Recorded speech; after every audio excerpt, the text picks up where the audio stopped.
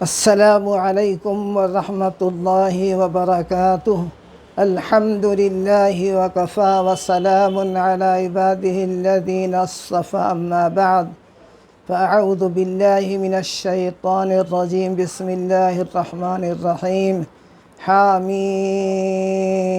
والکتاب المبین، انا انزلناه فی لیلۃ مبارکۃ انا کنا منذرین۔ صدق اللہ العظیم وصدق رسولہ النبی الکریم ونحن علی ذلک من الشاہدین والشاکرین۔ محترم سامعین، شعبان کا مہینہ ہے۔ شعبان کے مہینے کے متعلق چند باتیں عرض کروں گا، ساتھ ہی شب برات کے بارے میں کچھ باتیں بیان کروں گا۔ پہلے شعبان کے بارے میں اللہ کے رسول کا یہ معمول تھا کہ آپ رجب کے مہینے میں دعا کرتے تھے، اللہم بلغ رجب و شعبان و بلغنا شہر رمضان۔ اللہم بلغ رجب و بلغ شعبان و بلغنا شہر رمضان۔ اے اللہ ہمیں برکت ہم کو پہنچا دے، رجب کے مہینے کو ہم کو پہنچا دے، شعبان کے مہینے کو یعنی رمضان کے مہینے کو، یعنی ہم کو زندہ رکھ 3 مہینوں کے اندر۔ تو یہ بڑی اہمیت کے مہینے ہیں۔ رجب کا مہینہ تو گزر چکا ہے، شعبان کا مہینہ ہے۔ اللہ کے رسول نے فرمایا کہ رجب رمضان کے درمیان میں ایک مہینہ ہے، اس کی بڑی فضیلت ہے، لوگ اس کو جانتے نہیں ہیں۔ پھر اللہ کے رسول نے فرمایا کہ رجب اللہ کا مہینہ ہے، شعبان میرا مہینہ ہے۔ اللہ کے رسول نے شعبان کی نسبت میں اپنے طرف کی کہ میرا مہینہ، جس طرح سے میری فضیلت تمام پیغمبروں پر ہے، اس طرح اس مہینے کی فضیلت تمام مہینوں پر ہے۔ تو رجب اللہ کا مہینہ ہے، شعبان اللہ کے رسول کا مہینہ ہے، رمضان اللہ کے رسول کی امت کا مہینہ، ہمارا مہینہ ہے۔ تو شعبان کا مہینہ حضرت شیخ عبد القادر جیلانی رحمۃ اللہ علیہ فرماتے ہیں کہ شعبان کے اندر 5 حروف ہیں، ہر حرف اس کی فضیلت کو، اس کی جو ہے خصوصیت کو بتاتا ہے۔ شعبان شین سے مراد کیا ہے؟ شرف، یہ شرف والا مہینہ ہے۔ اس کے بعد عین ہے، عین سے مراد علو، بلندی کی طرف، یہ بلندی والا مہینہ ہے۔ جو آدمی عمل کرتا ہے اس کی بلندی میں اس کے درجات بلند ہوتے ہیں۔ تو شین عین شاء، اس کے با بے مراد بر، نیکی کا مہینہ ہے۔ الف سے مراد الفت کا مہینہ ہے۔ شعبان شرفت کا مہینہ ہے، برکت کا مہینہ ہے، الفت کا مہینہ ہے، نور کی طرف، یہ نور کا مہینہ ہے۔ تو حضرت عبد القادر جیلانی رحمۃ اللہ علیہ نے 5 حروف اس کے بیان فرمائے۔ اس مہینے کے 5 حروف ہے، 5 حرف، 5 حروف، ایک حرف ایک جو ہے اس کی بزرگی کو ظاہر کرتا ہے شعبان کے مہینے کو۔ تو شعبان کا مہینہ بڑا برکت والا مہینہ ہے۔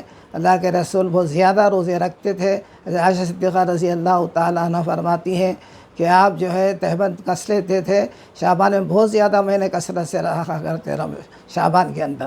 تو شعبان اللہ کے رسول کا مہینہ ہے، بڑی فضیلت والا، بڑی برکت والا مہینہ۔ پھر اللہ نے تاریخی اعتبار سے بڑی اہمیت کا مہینہ ہے۔ تحویل قبلے کا جو واقعہ ہوا اسی مہینے کے اندر ہوا، اور تحویل قبلے کا واقعہ جو ہوا اسی مہینے کے اندر، شق القمر کا معجزہ کا واقعہ اسی مہینے میں ہوا۔ تحویل قبلے کا واقعہ کیا ہے؟ قبلے کا سمت بدل دینا اللہ کے رسول کی خواہش تھی۔ 15-16 مہینے اللہ کے رسول نے مسجد اقصیٰ کی طرف منہ کر کے نماز پڑھا۔ قبلہ مسجد اقصیٰ تھا پہلے۔ 15-16 مہینے اللہ کے رسول آسمان کی طرف نظر اٹھا کر دیکھتے اور دعا کرتے، اے اللہ یہ کعبۃ اللہ ہمارا جو ہے قبلہ ہو جائے۔ اللہ کے رسول کی دعا اللہ نے پسند فرمائی۔ 16 مہینے کے بعد حکم ہوا کہ تم اپنا چہرہ قبلے مکے کی طرف پلٹا دو، پھیر دو۔ فولی وجہ کا شطر المسجد الحرام، اپنا چہرہ مبارک آپ قبلے کی طرف کر دیجئے۔ عصر کی نماز پڑھ رہے تھے اللہ کے رسول مسجد کے اندر، حکم آیا، عصر کی نماز کے رکوع میں تھے، رکوع میں حکم آیا، رکوع کی حالت میں فوراً اللہ کے رسول نے اپنا جو ہے چہرہ بدل دیا، چہرہ قبلے کی طرف کر دیا مسجد اقصیٰ سے۔ تو مسجد کا نام مسجد قبلتین پڑ گیا، 2 قبلے والی مسجد ہے۔ ایک مسجد ہے مسجد قبلتین، مکے کے اندر جو لوگ حج کو جاتے ہیں ان کو معلوم ہے مسجد قبلتین ہے۔ تو تحویل قبلے کا جو واقعہ وہ شعبان کے مہینے میں ہوا۔ اسی طریقے سے شق القمر معجزے کا جو واقعہ ہوا، ابو جہل اور کیا کرتے ہیں عتبہ اور نضر بن حارث بہت بڑے رؤسائے قریش نے ایک مرتبہ اللہ کے رسول کے قریب میں جمع ہو گئے اور کہا کہ تم اللہ کے رسول سچے ہیں، اگر واقعی سچے ہیں اللہ کے رسول تو یہ چاند کے جو دو ٹکڑے کر کر بتا دو۔ اللہ تعالیٰ نے فرمایا کہ ٹھیک ہے۔ اللہ نے دعا فرمائی اللہ سے، اور انگلی شہادت کی انگلی اٹھائی آسمان کی طرف، چاند کی طرف، اور دو ٹکڑے ہو گئے چاند کے۔ یہ جو واقعہ ہوا ہے شق القمر کا واقعہ ہوا۔ ہندوستان کے اندر ایک بادشاہ تھا کیرلا کے اندر، کرسی اپنی باہر ڈال کر بیٹھا تھا محل کے اندر، اس نے اپنی آنکھوں سے مشاہدہ کیا، اسلام قبول کیا، جس کا نام بعد میں تاج الدین رکھا۔ اس کی شادی، اس کا جو ہے انتقال ہوا، اس کی خبر جو ہے ملک شام کے اندر مدفن ہے بعض۔ تو یہ واقعہ سچا واقعہ تھا، چاند کے دو ٹکڑے ہونا۔ ایک ٹکڑا چاند کا ایک پہاڑ کی طرف گیا، دوسرا پہاڑ کی طرف گیا، تقریباً گھنٹہ سوا گھنٹہ چاند دو ٹکڑے کیا ہوا تھا، اتنی مدت تک چاند دو ٹکڑے تھا۔ تو یہ معجزہ شق القمر کا، چاند کے دو ٹکڑے ہونے کا بھی اسی شعبان کے مہینے میں ہوا۔ تو تاریخی اعتبار سے بڑی عظمت والا، اہمیت والا مہینہ۔ ہمارے ابو حنیفہ رحمۃ اللہ علیہ، امام اعظم ابو حنیفہ رحمۃ اللہ علیہ کی وفات جو شعبان کے پہلی تاریخ کو ہوئی۔ تو باقی ہونا چاہیے، ہم اپنے آپ کو حنفی کہتے ہیں، تو حنفی کے امام ابو حنیفہ رحمۃ اللہ علیہ کی ایسی عظیم شخصیت کی وفات بھی شعبان کی پہلی تاریخ کو ہوئی۔ تو اس طریقے سے شعبان کا مہینہ بڑی فضیلت والا مہینہ ہے۔ اللہ کے رسول کے بارے میں البتہ حدیث ہے، 2 یا 3 حدیثیں مشہور علماء نے اس کو جو تطبیق کی ہے اور فرمایا کہ حدیث ضعیف ہے لیکن قابل عمل ہے۔ تو 2-4 حدیثیں شب برات کے متعلق ہے۔ شب برات یہ فارسی ترکیب ہے۔ شب فارسی میں کہتے ہیں رات کو، برات عربی میں کہتے ہیں چھٹکارے کو، یعنی چھٹکارے کی رات، آزادی کی رات، دوزخ سے چھٹکارے کی رات، اس کا نام پڑ گیا شب برات یا لیلۃ البرات، لیلۃ السکہ، لیلۃ المبارکہ، کئی اس کے نام ہیں شب برات کے۔ تو شب برات کے معنی چھٹکارے کی رات، آزادی کی رات۔ تو اللہ کے رسول کی حدیث مشہور ہے، قوموا لیلہا وصوموا نہارا۔ اللہ کے رسول نے فرمایا لوگوں یہ شب کے اندر 15ویں شب میں رات میں جاگو اور دن میں روزہ رکھو۔ قوموا لیلہا، رات میں جاگو، صوموا نہارا، دن میں روزہ رکھو۔ تو اس کی فضیلت ایک روایت یہ ہے کہ اللہ کے رسول جنت البقیع تشریف لے گئے۔ حضرت عائشہ صدیقہ رضی اللہ تعالی عنہ اپنے بستر پہ اللہ کے رسول کو نہیں پایا تو آپ کو ڈھونڈنے نکلی، تو آپ جنت البقیع میں دعا کر رہے تھے مرحومین کے لیے۔ اللہ کے رسول نے فرمایا کہ عائشہ کا میں تمہارا حق تلفی کرنے آیا ہوں، ایسا نہیں ہے، تم کو معلوم ہے آج کی رات کیسی ہے؟ آج کی رات بڑی فضیلت والی رات ہے، آج کے اعمال ہمارے اللہ کے سامنے پیش ہوتے ہیں، اور اللہ تعالیٰ قبیلہ بنی کلب کے بکریوں کے بالوں کے برابر لوگوں کو بخشش کر دیتا ہے۔ قبیلہ تھا ایک عرب کے اندر، قبیلہ بنی کلب اس کا نام تھا، ان کے پاس بکریاں بہت زیادہ تھے، تو بکریوں کے بالوں کے برابر بخشش ہوتی، مطلب کثرت بتانا تھا کہ زیادہ گنہگاروں کو اللہ تعالیٰ معاف کر دیتا ہے اس مہینے کے اندر، خاص کر شعبان کے مہینے میں۔ تو آپ نے فرمایا عائشہ صدیقہ رضی اللہ تعالیٰ عنہ کو۔ دوسری روایت میں یہ ہے کہ عائشہ صدیقہ رضی اللہ تعالیٰ عنہ اللہ کے رسول کو دیکھا کہ بستر پر بازو کا آپ سجدے کی حالت میں ہیں، شب برات کی شب میں، رات میں آپ جو ہے سجدے کی حالت میں ہیں، اتنا لمبا آپ نے سجدہ کیا۔ عائشہ صدیقہ رضی اللہ تعالیٰ عنہ بیان کرتی ہیں مجھے خوف ہوگا کہ اللہ کے رسول کی وفات تو نہیں ہوئی۔ میں قریب گئی، اللہ کے رسول کے انگوٹھا ہلایا، تو آپ کا انگوٹھا ہلا تو میں سمجھ گئی کہ اللہ کے رسول زندہ ہے۔ آپ لمبا سجدے میں اللہ کی تسبیح بیان کر رہے تھے، اللہ کی حمد بیان کر رہے تھے۔ تو آپ نے نماز سے فارغ ہونے کے بعد آپ نے پوچھا کیا بات ہے؟ آپ نے پوچھا عائشہ معلوم ہے تم کو کیسی رات ہے؟ انسان کے عمل اللہ کے سامنے پیش ہوتے ہیں آج کی رات میں، میں چاہتا ہوں میں روزے کی حالت میں رہوں، نماز کی حالت میں رہوں، میں اللہ کے سامنے پیش ہوں۔ یہ بھی ایک روایت ہے۔ اور ایک دوسری روایت ہے قبرستان کے جانے کے متعلق، شب برات میں اللہ کے رسول نے فرمایا تم جو ہے پہلے میں قبروں کی زیارت کرنے کو منع کیا تھا، اب تم قبروں کی زیارت کرو، اس سے تمہاری آخرت کی یاد تازہ ہوتی ہے۔ زورو قبرہا جو کہ حدیث میں مشہور ہے، یہ روایت ہے قبرستان جانے کی۔ تو اللہ کے رسول کی سنت طریقہ ہے قبرستان میں جانے کا۔ ویسے عام حکم ہے یا خاص یہ تو اللہ کے رسول تشریف لے گئے، لیکن عام مسلمانوں کا حکم ہے کہ ہر ہفتہ ہو، جمعرات ہو یا پیر ہو، ہفتے میں 1 دن یا 2 دن جب موقع ملے قبرستان کو جانا، آخرت کی یاد تازہ ہوتی ہے۔ اللہ کے رسول نے فرمایا قبرستان جانے کا مقصد کیا ہے؟ فَإِنَّهَا تَذْكِرَةُ الْآخِرَةِ، آخرت کی یاد تازہ ہوتی ہے۔ ہم قبرستان جاتے ہیں شب برات میں تو اپنے جو رشتہ دار ہے اپنے عزیز ہے، اپنے بھائی ہے، اپنے والد ہے، اپنی بہن ہے، اپنی بیوی ہے، اپنے رشتہ دار ہے، عزیز قریب ہے، تو ان کا حق ہے ہم پر، ان کے لیے ہم مغفرت کی دعا کریں، ہم ان کے لیے مغفرت کی دعا کرتے ہیں۔ پھر ہمارے لیے آخرت کا سودا بھی ہے، آخرت کا بھی سودا ہے۔ حضرت بہل الدانہ بہت بڑے اللہ والے بزرگ گزرے، بہل الدانہ رحمۃ اللہ علیہ، وہ قبرستان میں رہا کرتے تھے۔ لوگوں نے ان سے پوچھا کہ کیا بات ہے، قبرستان میں کیوں رہ رہے ہیں؟ تو انہوں نے کہا کہ میں اس لیے آ گیا ہوں، پہلے کہ ہر شخص یہیں آ رہا ہے، یہاں سے کوئی واپس نہیں جا رہا، اس لیے میں پہلی منزل، آخری منزل یہی ہے، اس منزل کو میں انتخاب کر لیا ہوں قبرستان میں رہنے کی، بہل الدانہ کی۔ حضرت ہارون رشید بہت بڑے بادشاہ گزرے ہیں، ایک مرتبہ قبرستان گئے تو وہاں انہوں نے دیکھا اپنے پیر و مرشد کو، جن کا نام تھا محمد بن سماک رحمۃ اللہ علیہ، اپنے مرشد کے قریب گئے، سلام دعا ہوئی، اس کے بعد کہا اپنے مرشد سے، اپنے پیر سے، اپنے مشائخ سے کہ آپ کچھ نصیحت کیجئے۔ تو انہوں نے فرمایا کیا نصیحت کروں؟ دیکھو، ہذہ قبورہم وتلک قصورہم، ہذہ قبورہم، یہ ان لوگوں کی خبریں ہیں، اور وہ ادھر دور سے جو دیکھ رہے ہیں باہر بڑے بڑے جو محلات ہیں، یہ ان کے محلات ہیں، بڑے بڑے قصر ہیں، تلک قصورہم ہذہ قبورہم، یہ انجام انسان کا کہ بڑے محل میں تھے، یہ آج یہ خبروں میں دوگا سے گھڑے میں ہے، تو ہذہ قبورہم، یہ ان کی خبریں ہیں، وتلک قصورہم۔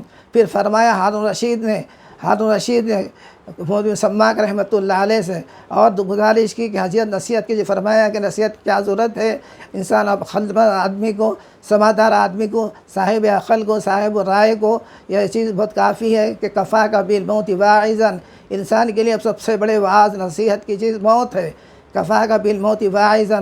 ہارون رشید نے بڑی پیاری بات فرمائی اپنے مرید کو، ہارون رشید کو محمد بن سماک رحمۃ اللہ علیہ نے کہ اے ہارون رشید، انسان کے لیے موت ہی بہت بڑی نصیحت کی چیز ہے، کفا کا بالموت واعظا۔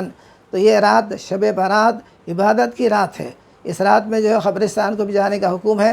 قبرستان گئے تو السلام علیکم یا دار قوم مؤمنین، تم پر سلامتی ہو اے اہل قبور، وانشاءاللہ بکم لاحقون، تم انشاءاللہ آ گئے ہیں، تم بھی ہم قریب تمہارے ساتھ آنے والے ہیں، تم پہلے آ گئے، تمہارے بعد ہم بعد میں آنے والے ہیں، اللہ تعالیٰ ہمارے گناہ کو معاف کر دے۔ یہ دعا کر کے قبرستان کو جانے کا حکم ہے۔ قبرستان کو جانے کے بعد قبلے کا روح چہرہ ہوتا ہے میت کا، صاحب مزار کا، اس سینے کے پاس کھڑے ہو کر سورہ فاتحہ، سورہ اخلاص، سورہ جو ہے درود ابراہیم اور جو ہے سورہ مزمل، جو آیتیں آپ کو یاد میسر ہیں آپ پڑھ سکتے ہیں، مغفرت کی دعا کرتے ہیں۔ ہاں قبرستان میں جا کے سجدہ کرنا صحیح عمل نہیں ہے، آپ جو ہے جا کر پھول چڑھائیں اور ادب سے ٹھہریں قبرستان میں۔ اللہ کے رسول نے فرمایا جو شخص قبرستان کے اوپر جا کر بیٹھتا ہے ویسا ہی وہ آگ میں بیٹھا ہے۔ آپ نے فرمایا کہ آگ میں بیٹھنا آدمی کو پسند کرنا چاہیے، لیکن قبر کے اوپر بیٹھنا یا قبر پر پیر رکھنا پسند نہیں کرنا چاہیے۔ تو آگ سے آپ تشبیہ دی اللہ کے رسول نے قبر کا احترام کرنا، کہ قبر میں پیر رکھنا، قبر پر بیٹھنا یہ آگ میں پیر رکھنے کی طرح ہے۔ تو قبرستان عبرت کی مقام ہے، عبرت کی جگہ ہے، عبرت کا مقام ہے۔ تو حکم ہے گئے تو تمام قبرستان میں تمام اہل و عیال کے لیے اللہم اغفر للمسلمین والمسلمات والمؤمنین والمؤمنات الاحیاء منہم والاموات انک قریب مجیب الدعوات، دعا کرنے کا حکم ہے۔ اللہ تمام مسلمانوں کو بخش دے، تمام مسلمانوں کو بخش دے، تو مسلمان مرد عورت کو بخش دے، خاص طور ہمارے رشتہ دار جو ہے، ہمارے بھائی ہے، والد ہے، ہمارے والدین ہیں، ہمارے جو قریب رشتہ ان کا نام لے کے بھی آپ کہہ سکتے ہیں کہ علامہ نبھانی رحمۃ اللہ علیہ بہت بڑے محدث گزرے، انہوں نے اپنی کتاب میں واقعہ لکھا، ایک لڑکی کا انتقال ہوا، اس کو خواب میں دیکھا کہ جو ہے اس کو طوق پہنائے گئے ہیں آگ کے لباس میں ہے وہ لڑکی، نوجوان لڑکی۔ آپ دیکھ کر بڑی حیرت میں پڑ گئے خواب میں۔ پھر اس کے بعد دوسرے دن وہاں سے قبرستان سے گزرے تو جاتے درود پڑھ کر ایصال ثواب کیا تمام قبرستان والوں کو۔ پھر رات میں خواب میں پھر بچی آئی تو دیکھا کہ بچی جنت میں ٹہل رہی ہے۔ انہوں نے پوچھا لڑکی سے کہ کل سے تمہارا ایسا معاملہ تھا، کل تو تمہارے ساتھ ایسا معاملہ تھا، تم آگ میں جل رہے تھے، آج تم جنت میں ٹہل رہی ہو۔ تو اس نے کہا کہ تم درود جو پڑھے تھے، درود جو پڑھ کر بخشے تھے، اس کا کچھ حصہ مجھے ملا ہے، اس کا صلے کا اس کا بدلہ یہ ہے کہ میں جنت میں، اللہ تعالیٰ نے مجھے جنت میں بھیجا دیا ہے۔ کہ درود شریف کثرت سے پڑھنے کا حکم ہے، چاہے گھر میں رہو کہ باہر رہو، قبرستان کو جاؤ، مسجد میں جاؤ، درود کثرت سے پڑھنے کا حکم ہے۔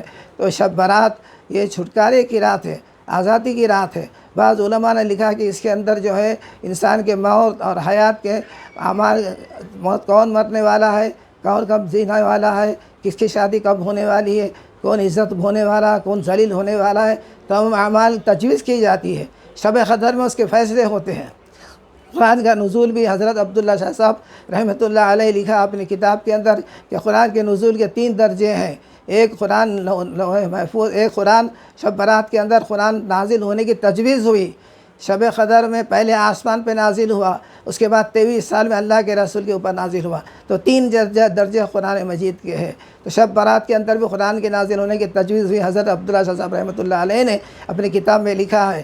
تو شب برات کے اندر اعمال پیش کیے جاتے ہیں۔ بعض جگہ علماء نے لکھا، بعض روایتوں میں، کہ جو ہے مشرک ہے، شرک کرنے والا، والدین کا نافرمان، اور والدین کا جو ہے رشتہ داروں کو حق توڑنے والا، رشتہ داروں سے حق تلفی کرنے والا، اور ظلم کرنے والا، شراب پینے والا، اور کپڑے نیچے ٹخنی تک پہننے والا، اور بہت ساروں کی فہرست سے ان لوگوں کی بخشش نہیں ہوتی۔ ایسی بخشش رات میں قبیلے کلب، بنی کلب کے بکریوں کے باروں کے برابر اللہ تعالیٰ لوگوں کو بخشتا ہے۔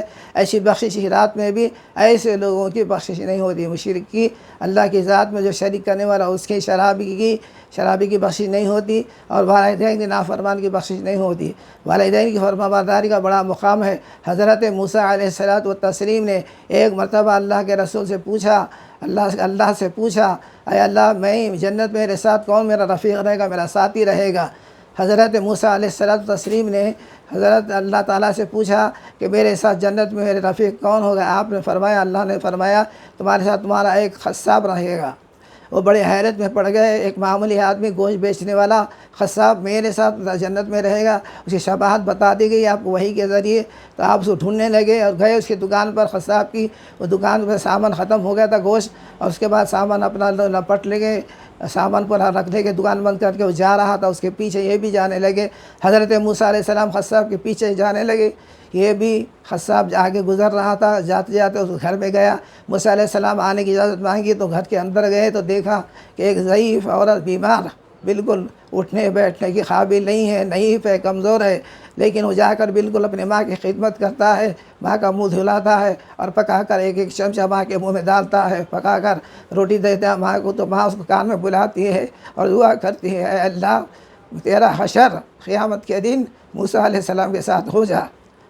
حضرت موسیٰ علیہ السلام کھڑے سب تماشا دیکھ رہے تھے کہ ایک قصاب آدمی، ایک جاہل آدمی ایک ماں کے ساتھ ایسا سلوک کر رہا، تو اس سے پوچھا کہ تمہاری ماں تمہارے لیے کیا بات کر رہی تھی، کان کے اندر کیا کہہ رہی تھی؟ تو اس عورت نے کہا، اس قصاب نے کہا کہ میری ماں کہہ رہی تھی موسیٰ علیہ السلام کے ساتھ تیری رفاقت ہو جا، تیری دوستی ہو جا جنت کے اندر۔ تو اللہ تعالیٰ جنت کے اندر ایک آدمی، ایک معمولی سے آدمی، ایک قصاب آدمی والدین کی اچھا سلوک کیا تو جنت میں اللہ جنت میں پیغمبر کے ساتھ رہے گا۔ اور قیامت کے قریب اللہ کے رسول نے فرمایا، اقصیٰ اباہ و ادنا صدیقہ، کہ قیامت کے قریب لوگ جو ہے ماں باپ سے دور ہو جائیں گے، دوستوں کے قریب ہوں گے۔ اقصیٰ اباہ و ادنا صدیقہ، حدیث میں ہے۔ قیامت کی علامتوں میں یہ علامت ہے کہ لوگ جو ہے ماں باپ کے دور ہو جائیں گے، دوستوں کے قریب ہو جائیں گے، اور شوہر جو ہے ماں کا بیوی کا غلام ہو جائے گا، ماں کے جو بچے نافرمان ہو جائیں گے، ماں باپ کے نافرمان ہو جانا قیامت کی علامتوں میں سے ایک علامت ہے۔ تو یہ متبرک رات شب برات عبادت کی رات ہے۔ اس رات میں توبہ استغفار کرنا، کثرت سے استغفار پڑھنا۔ اللہ کے رسول دن میں 70 مرتبہ استغفار کرتے تھے، استغفر اللہ ربی من کل ذنب واتوب الیہ۔ تو شب برات کے اندر ہم عبادت کریں، اللہ تعالیٰ ہم کو توفیق دے شب برات کے اندر صحیح اہتمام کرنے کا، صحیح عبادت کرنے کا، صحیح جو ہے ڈھنگ سے جو ہے اللہ کے دربار میں بیٹھنے کا اور جاگنے کا۔ ربنا آتنا فی الدنیا حسنہ وفی الآخرۃ حسنۃ وقنا عذاب النار۔ ربنا تقبل منا انک انت السمیع العلیم وتب علینا انک انت التواب الرحیم والحمد للہ رب العالمین۔ السلام علیکم ورحمۃ اللہ وبرکاتہ۔